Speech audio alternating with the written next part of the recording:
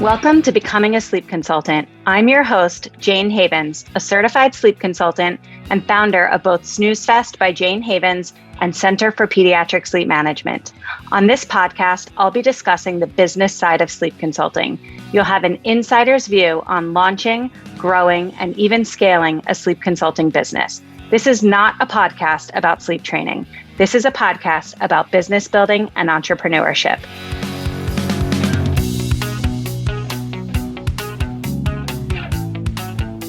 Fresh out of high school, Natalie embarked on a journey as a nanny, fueled by a profound love for children. This passion has taken Natalie across the globe, including France, Switzerland, Puerto Rico, Nicaragua, Guatemala, New York, and Colorado. Throughout these travels, Natalie quickly recognized the critical importance of a predictable routine for young children and the necessity of establishing healthy sleep patterns. Some years back, while attending an INA webinar, Natalie was introduced to sleep consulting, planting the seed for a future venture.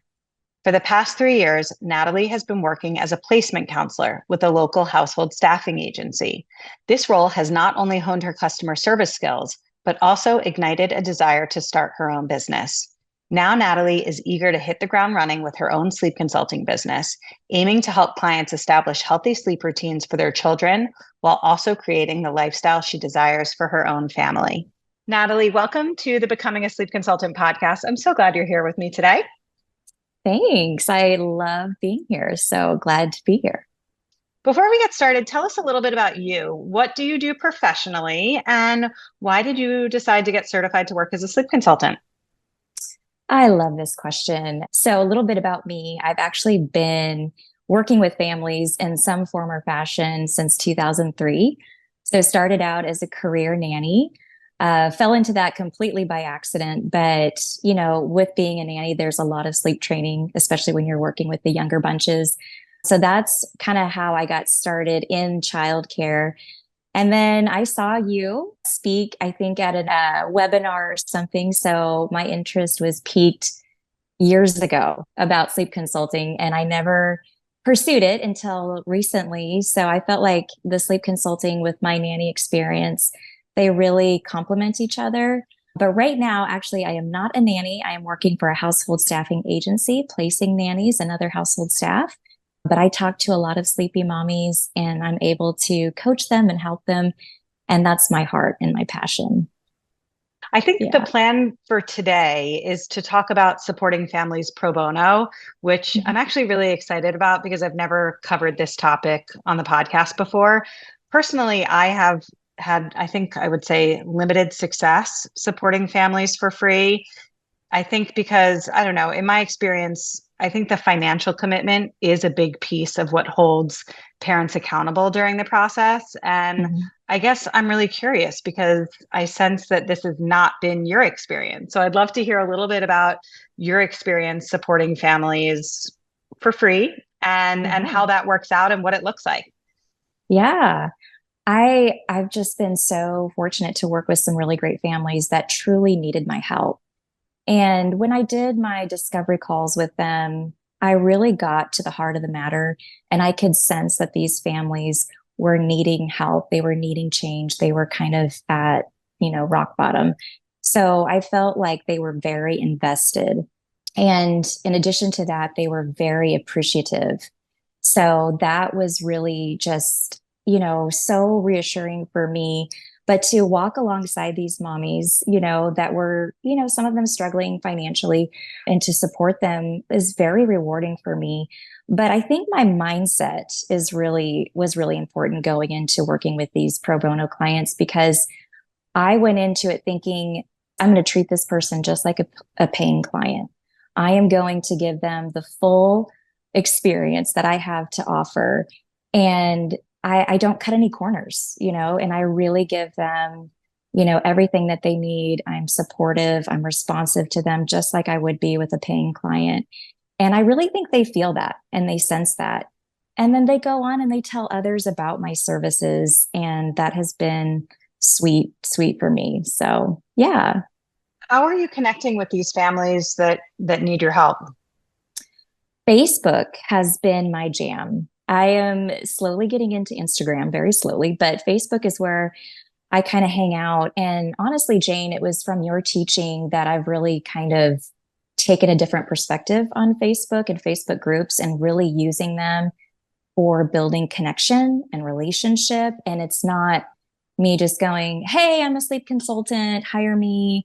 I have 3 slots this month. It's really being intentional and purposeful.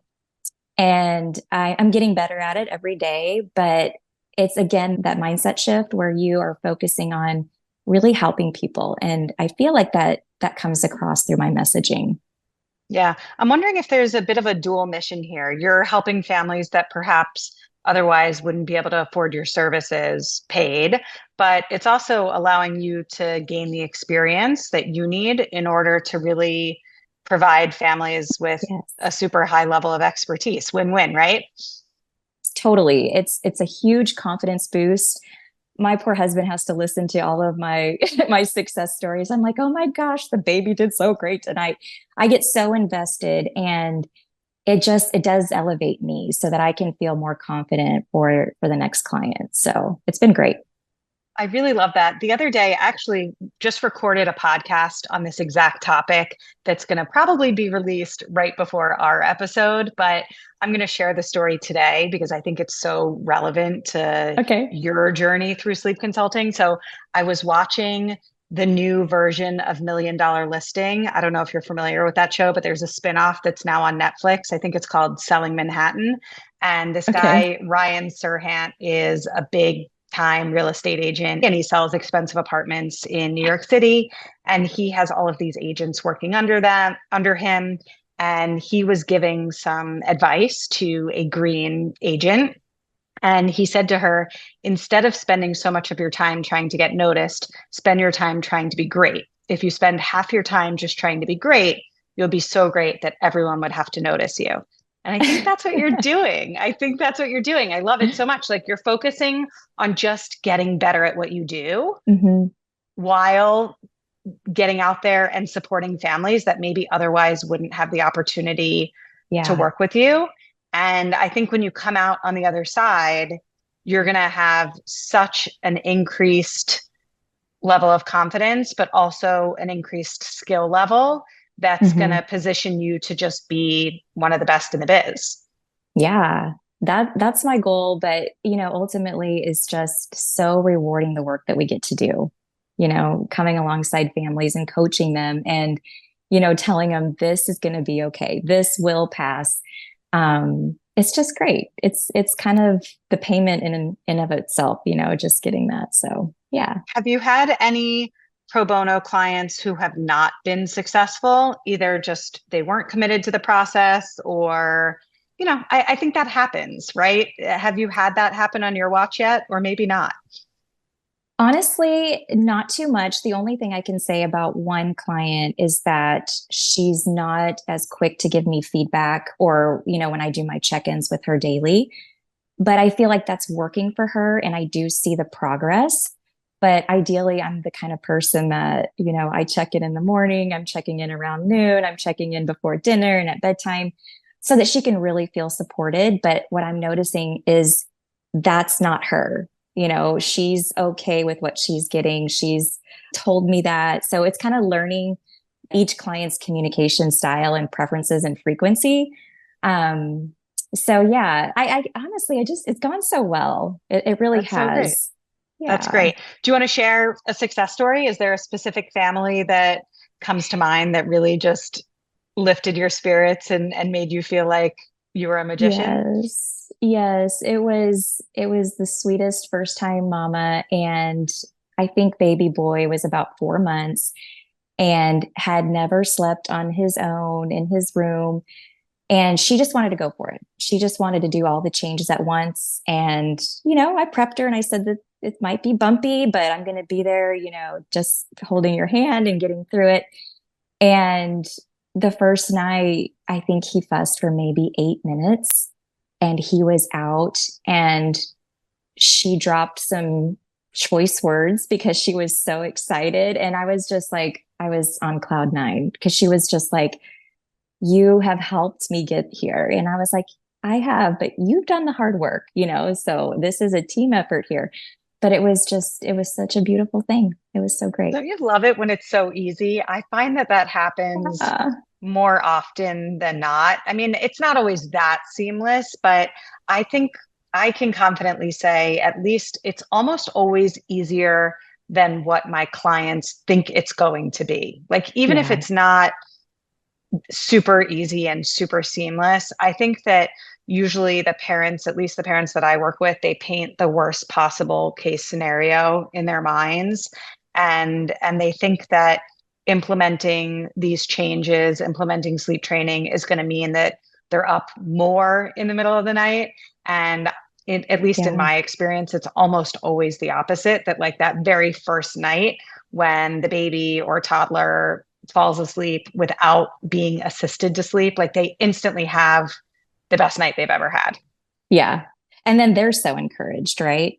It's just that up until that point, they've probably only heard all the horror stories of failed attempts and inconsistent, parenting and things like that. So, yeah, it's really great when you are honest with them about, we might experience some bumps in the road. It might be a little hairy tonight, but overall, I think they're usually pretty shocked at how easy it can be, not always, but a lot of the times. Yeah. I know that the CPSM community has been really helpful to you. If you're willing to share, can you speak to that a little bit? This is what I was just really hoping to talk about most today because it has been, Jayne, it's been a game changer. And, you always hear about Facebook groups and how you're supposed to help each other and support each other and create this community. This is a legit community. Like, I have never experienced this anywhere else. People in this group genuinely care about each other. You care about us. You continue to support us and help us grow. And I've made great friendships with fellow grads. And it's not like we're trying to outdo each other or be better. It's all about, hey, let me help you, or here are my thoughts, or it's just so open and supportive and accepting. I can't say enough great things about it. It's been just really, really great to be a part of. And I'm starting to chime in a little bit more, hopefully with a little bit more expertise and not as many questions. But I feel like there's always a place for us to learn and grow. And this community is just really great. Thank you for saying so. I work really, really hard to facilitate that type of culture within a community of people who are all doing the same thing. So technically, we're a little bit like competitors, but we're not. We're a Yeah. community, we're friends, we're a cohort. And I truly believe that we're all stronger together. And Hmm. it's important. I actually think it's really important for our industry, for sleep consultants to be really good at their jobs so that we can have a positive reputation amongst parents, Absolutely. right? I think that's really, really important. And so if somebody in our community is not doing a great job, we need to come together to collectively make sure that they are on the right track to do better work so that it's a positive reflection on all of us. That's really, That's truly how I see it. Yeah, that's a great point. That's a great point. And I wanted to touch on another thing you said about we're kind of competitors, but there are so many families out there having babies every single day. I feel like there's going to be enough for us all, So let's help each other do the best, and we can, just like you said, elevate this community. So it's just been so great. And I know that when I post a question or I ask for some advice, I'm going to get a response from someone. And I've already made connections with several members just on our own. And yeah, it's really great. I've gotten new friends. So it's awesome. That makes me really happy. One of the questions that I am asked often when somebody's interested in Center for Pediatric Sleep Management, they want to know what support looks like. They want to know what mentorship looks like. And what I will often do is literally get on Zoom with them and give them a tour of our CPSM Facebook group and show Yeah. them how, yes, I chime in on almost every single thread, but if I don't, I have two paid moderators that are chiming in on pretty much every single thread. And I have community members who are just doing it out of the goodness of their heart. And really, it is so much more about larger community support Hmm. than me answering everybody's questions. And I'm happy to answer everybody's questions, but actually, I'm not always the best person to answer the questions. That's the beautiful thing about our community. I always say with each person who enrolls in the program, our community becomes stronger because Yeah. maybe they have a child with special needs, or maybe they have multiples, or maybe Mhm. they breastfed their babies until 3, right? Like all of these are experiences that I don't personally have myself. And so I'm not necessarily the expert on every single issue. And I love that there are people inside of our community who have supported circumstances that I've never personally supported in my business. And Right. that's really what makes our community special, is that people are willing to come out of the woodworks to answer questions for one another in a way that is truly supportive and collaborative. And it's not just answering a question and dodging. I was showing somebody the other day what the threads look like in our Facebook group. And it was literally, someone asking a question, maybe Sue answered it, then there was a response, then Sue responded to that, and there was another response. So it's like, it's a whole dialogue, it's a whole Yeah. conversation that's going on. And even people who are just lurking inside of the group are able to learn from Mhm. these conversations that are happening inside of our community. Yeah, that's exactly what I was going to say. If there's something that I'm like, oh, yeah, that could be a potential issue with my current family, I will follow that comment, the thread, and check in on that. And yeah, you're going to get an answer. You're going to get support. So, Jayne, if you need to send some people to me and I can tell them how great it is, I will, because it really is so valuable. It's so valuable. And it gives you that little extra sense of confidence too when, if you're speaking with a client and you're like, hmm, I'm not entirely sure how to answer this, but I'm going to do some research and find out. And I do, I go to my books and stuff, but I'm always going to go to the group and see if someone's had a similar situation and how they handled it. So it really helps you feel secure, a little more supported when you're launching your business. Yeah. So I know that you're still at the very beginning stages of your business. You only launched in, I think it was April of this year. So you've only been at it a few months. How do you see your business evolving as time goes on? Yeah. That's a good question. I do still work full time. So there's only, that so many hours in the day that I can pour into it.